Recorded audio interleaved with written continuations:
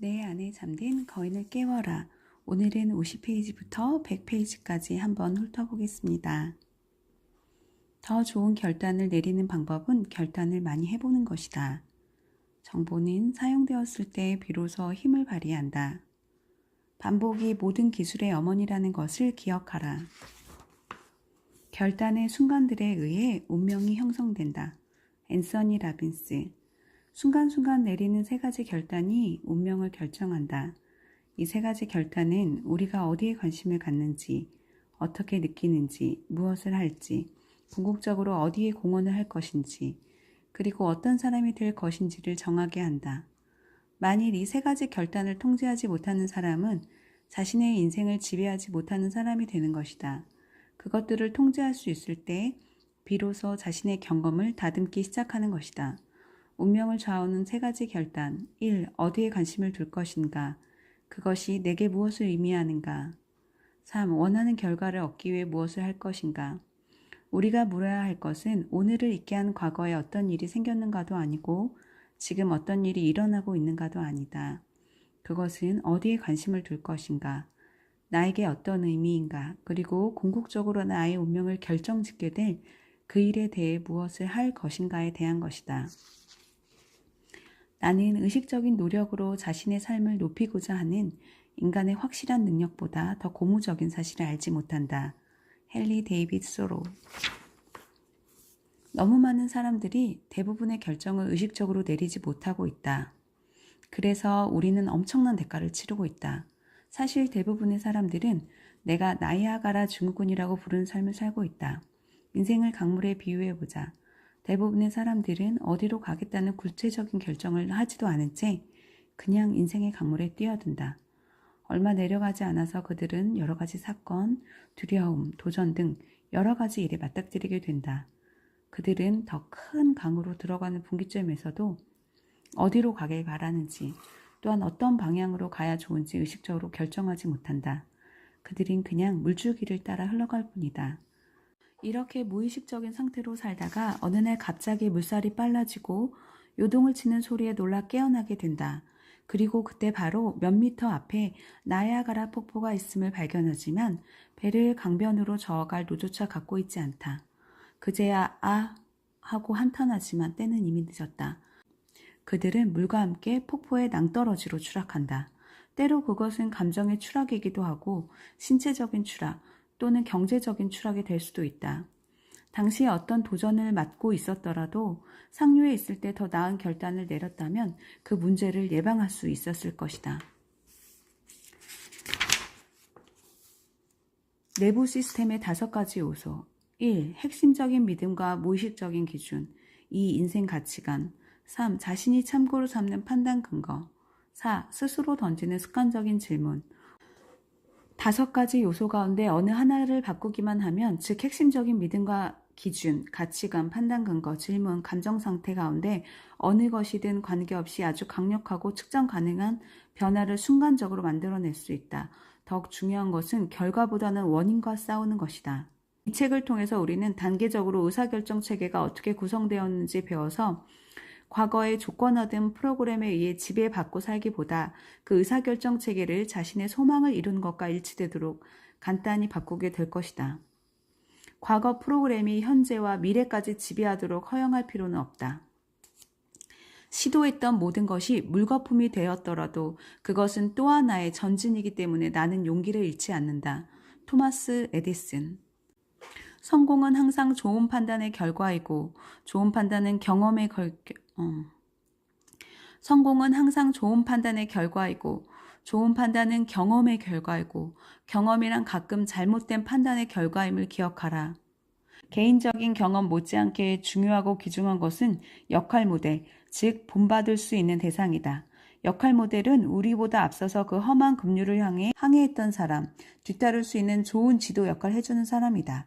재정적인 분야, 부부관계, 건강, 직업 등 모든 면에서 역할 모델을 가질 수 있다. 그들은 우리가 겪어야 할 힘든 기간을 줄여주고 추락을 피하게 해준다. 우리는 길을 찾거나 아니면 만들게 될 것이다. 한니발. 지속적인 행복을 보장하는 중요한 결단은 어떤 상황에서 부딪히더라도 그것을 활용하기로 결정하는 것이다. 반드시 이루려는 것이 무엇인지 결정한다. 과감하게 기꺼이 행동을 취한다. 제대로 가고 있는지, 그렇지 않은 것은 무엇인지 알아낸다.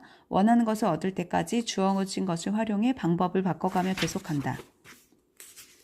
성공하려면 장기적인 안목을 가져야 한다.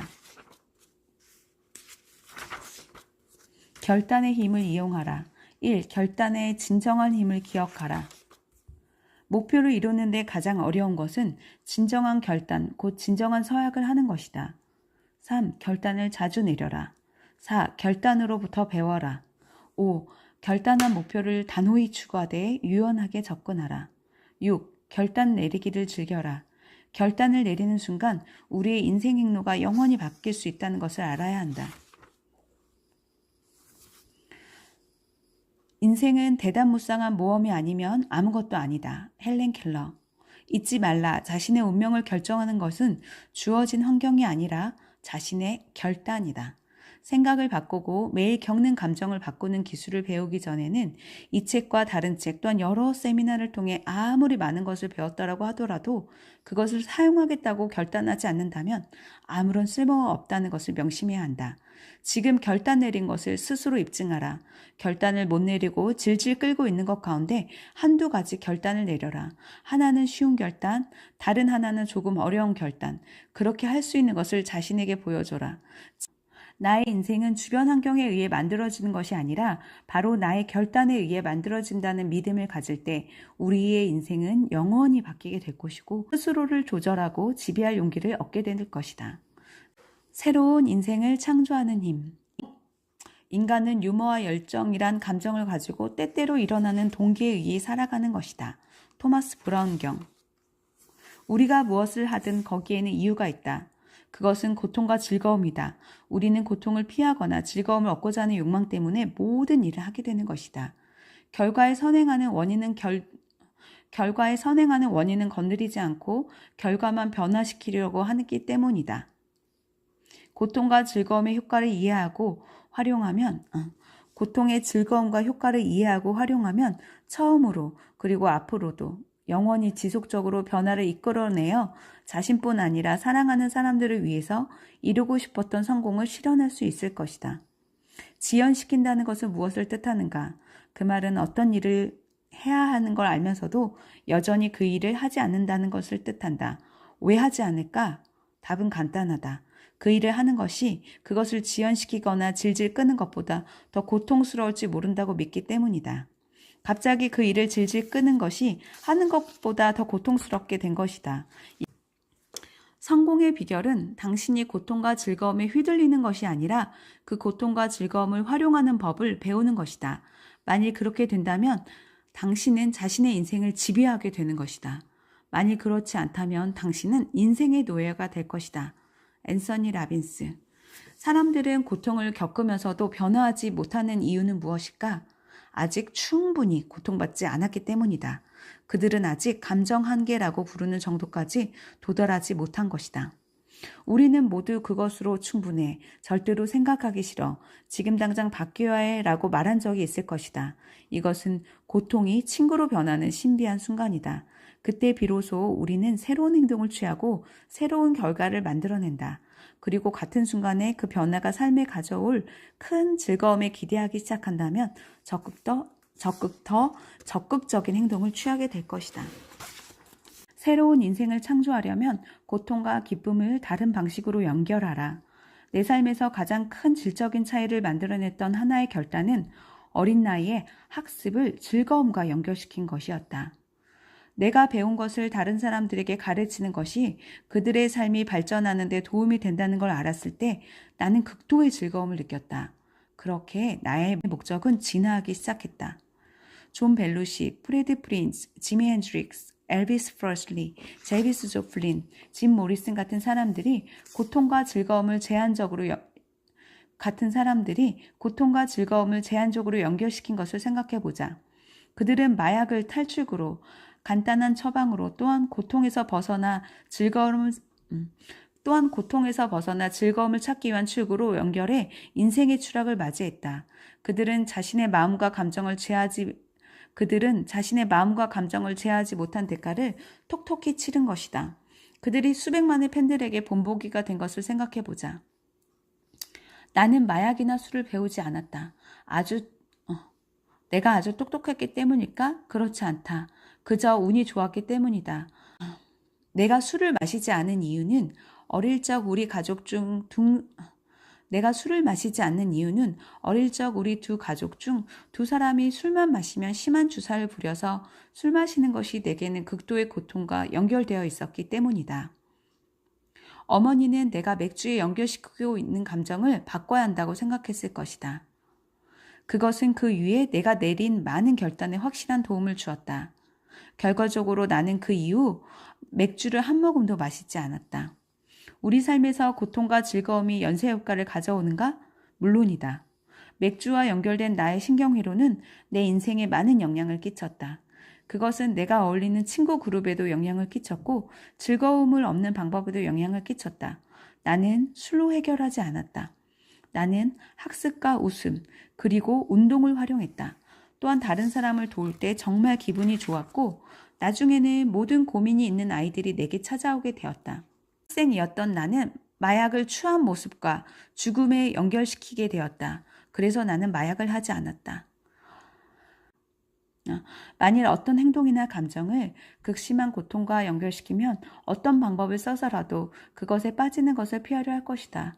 이 깨달음을 활용해서 고통과 즐거움의 힘을 더욱 증폭시키면 해야 할 일을 질질 끄는 나쁜 습관에서부터 마약 사용에 이르기까지 어떤 것이라도 바꿀 수 있는 도구로 이용할 수 있다. 만일 당신이 외적 요인에 의해 고통받는 것이 아니라면 그 고통은 자신의 생각이 만든 것이다. 당신은 언제든지 그것을 바꿀 수 있는 능력을 가지고 있다. 마르쿠스 아우렐리누스. 우리에게 중요한 것은 사건이 아니라 사건을 해석하는 능력이다. 만일 고통과 즐거움의 회로를 조절하지 못한다면 그저 주위의 환경에 반응하면서 닥치는 대로 삶의 방향과 질을 결정하는 동물이나 기계와 다를 것이 없다. 무엇을 고통과 즐거움으로 연결시키느냐가 운명을 결정짓는다. 여자들뿐 아니라 남자들도 자신의 직접인 능력에 의해 살기보다는 감정에 따라서 훨씬 더 많이 움직인다. 체스터필드 경. 부인하고 싶지만 우리의 행동을 결정짓는 것은 지적인 계산 능력이 아니라 고통과 즐거움에 대한 본능적인 반응이다.